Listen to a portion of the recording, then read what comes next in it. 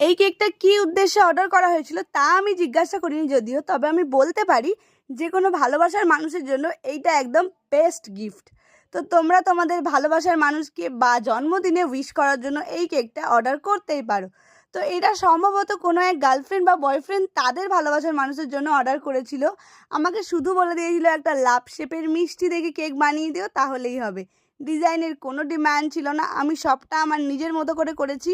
এটাতে আমি একটু ভিনটেজ স্টাইল দেওয়ার চেষ্টা করেছি। আর এই কেকটা ছিল 1/2 পাউন্ডের মিনি কেক।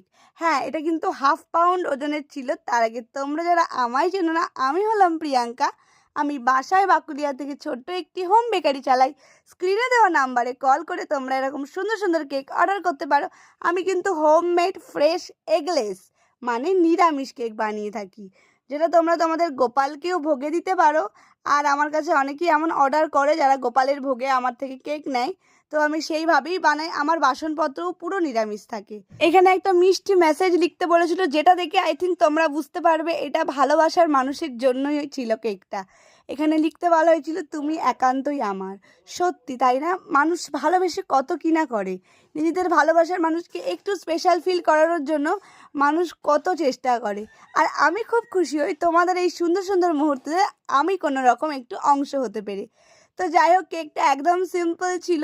আর এখানে এই লেখাটা লিখে দিলি কেকটা রেডি। কিন্তু আমি আমার থেকে আরও কিছুটা অ্যাট্রাকটিভ করার জন্য এই যে লাভ লাভ এগুলো দিয়ে দিয়েছিলাম। তো তারপর কেকটাকে এত সুন্দর দেখতে লাগছিল। কেমন লাগলো আজকের ভিডিওটা অবশ্যই কমেন্টের মাধ্যমে জানিও। ভালো লাগলে লাইক করে দিয়ে অর্ডার করতে বলো না। আজকের মতো বাই বাই।